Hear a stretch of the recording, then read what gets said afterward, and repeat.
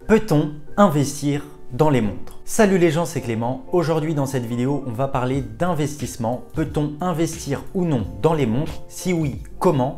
Quels sont les risques? Et en fin de vidéo, je vous donnerai 3 modèles qui sont pour moi des modèles dits d'investissement. Dans cette vidéo, je vais essayer de répondre à cette question de la manière la plus objective possible, surtout que je sais que dès qu'on parle d'investissement et de montres, ça déplaît à beaucoup de passionnés, mais au vu du nombre de demandes que j'ai à ce sujet, notamment par Instagram, j'ai trouvé qu'il était intéressant d'en parler. À tout de suite.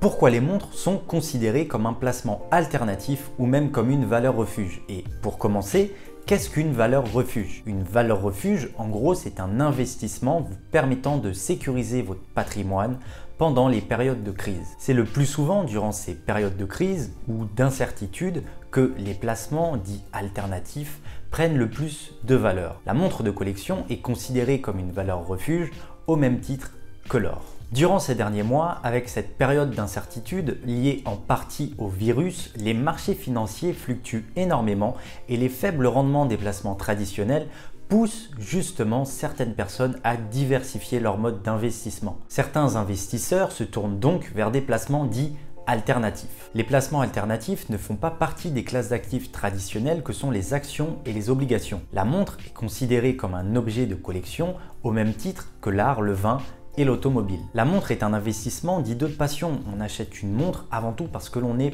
passionné, soit passionné par l'objet, par l'histoire, par la mécanique qu'il y a à l'intérieur, le savoir-faire, etc. Ces dernières années, les montres de collection ont fait de nombreux records lors des ventes aux enchères. Quand on investit dans une montre, contrairement à une action ou à une obligation, on possède un bien physique qui nous appartient et c'est une valeur qui fluctue que très peu dans le temps. Comparé aux autres placements alternatifs comme les voitures de collection, l'art ou encore le vin, la montre de collection est facilement transportable. Elle est beaucoup plus petite qu'un tableau, qu'une voiture de collection par exemple. On n'a pas besoin d'avoir un grand espace de stockage pour stocker des montres comme ça reste un objet assez petit. Dans ce cas-là, peut-on investir dans les montres? Au vu de l'engouement qu'il y a pour certains modèles et certaines marques, oui, il est possible d'investir dans les montres. On le voit très clairement, certaines montres commercialisées il y a 15 ans, 20 ans ont vu leur valeur exploser à la hausse. Mais ça, c'est que sur certains modèles de certaines marques, très peu de marques ont vu leur modèle prendre de la valeur dans le temps. Parmi toutes les marques, je pourrais vous en citer 4 qui sont les plus demandées, mais ça je vous en parlerai un peu plus tard dans la vidéo. Attention quand même, acheter une montre de collection en guise d'investissement n'est pas sans risque. Comme n'importe quel investissement, rien ne garantit un rendement. Nous ne savons pas de quoi est fait l'avenir, surtout en ce moment avec autant d'incertitudes, il est limite compliqué de se projeter dans le futur. Dire qu'un modèle en particulier est sûr de prendre de la valeur dans le temps, ce n'est pas possible. On ne sait pas de quoi est fait l'avenir. Par contre, si on se fie aux anciens modèles commercialisés et que l'on se réfère aux anciennes références, effectivement, certaines ont pris beaucoup de valeur sur 10 ans, 20 ans, 30 ans. On peut donc en déduire que les futurs modèles prendront eux aussi de la valeur dans le temps si on se réfère aux anciens. Un autre problème sur ce marché, c'est le manque de liquidité. La liquidité évalue la rapidité et la facilité avec lesquelles un actif peut être négocié sur un marché. Une paire de devises ou une action est beaucoup plus liquide qu'une montre car déjà le marché est beaucoup plus gros et c'est aussi plus simple à s'échanger. Après, oui, certains modèles sont plus faciles à vendre que d'autres, mais le plus compliqué, c'est de trouver le bon client au prix souhaité. Ces dernières années, il y a eu un fort engouement sur les placements alternatifs, notamment sur les montres de collection.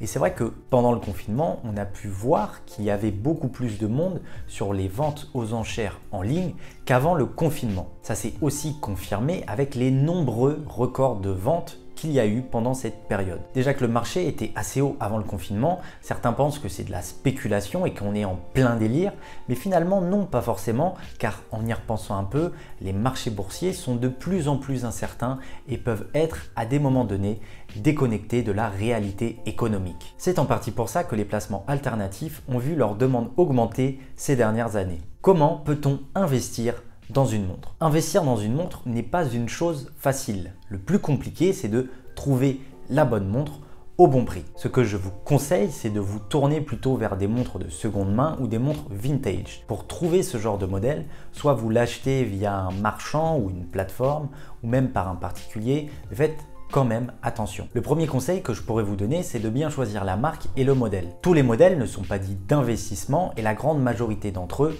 perdent de la valeur. Le second conseil que je pourrais vous donner, c'est de déterminer ce que vous souhaitez. Vous voulez plutôt une montre que vous allez garder quelques mois, 1 an, 2 ans, 10 ans ou même 20 ans? Est-ce que vous êtes plutôt sur du court terme, moyen terme ou long terme? Commencez par définir ça. Le dernier conseil que je pourrais vous donner, c'est d'acheter une montre qui est toujours en très bon état. On parle souvent de modèle full set.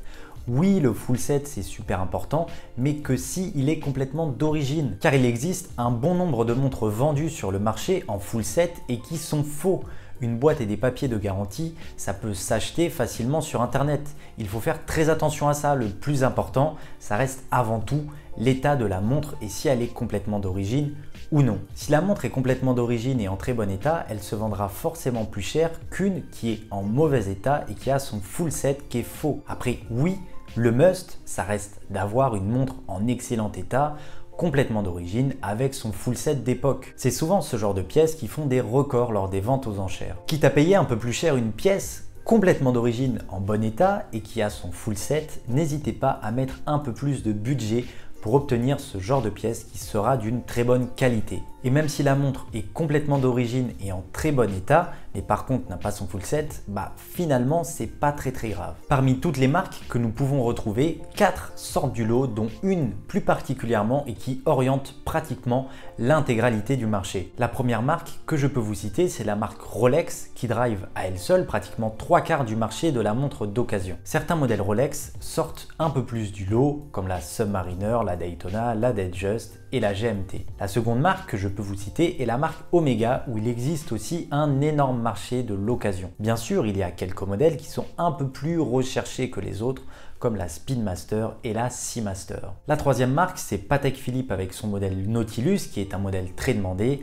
Et la dernière, c'est Audemars Piguet avec leur Royal Oak. Passons maintenant aux 3 montres qui ont pour moi un bon potentiel d'investissement. L'avis que je vais vous donner est mon avis personnel, je ne suis pas un expert, loin de là. La première montre est une montre de la marque Omega et c'est la Seamaster Diver 300M Vintage. Quand je dis vintage, je pense à celle avant les années 2000. Pourquoi ce modèle? Je trouve que cette montre est sous-évaluée pour le moment car on en trouve à des prix encore raisonnables. Pour environ 2000-3000 euros, on trouve une bonne pièce. Et de ce que j'ai pu remarquer, c'est que l'engouement pour cette montre commence à augmenter depuis 2-3 ans. Le second modèle est une montre de chez Rolex et c'est la Datejust 1601. Je sais que j'en ai déjà parlé dans ma vidéo précédente, mais honnêtement, pour moi, elle a sa place. Pourquoi j'ai choisi cette Datejust 1601? Car quand on cherche un modèle Rolex qui est abordable, bien sûr, comparé aux autres modèles de la marque, et que l'on veut se faire un petit plaisir, on va plutôt partir sur une Datejust vintage comme la 1601. Depuis 4 ans, sa valeur a beaucoup augmenté et on peut en trouver à environ 4500-5000 euros. La dernière montre est la Tudor Submariner. Pour cette montre, on est sur un budget un peu plus élevé.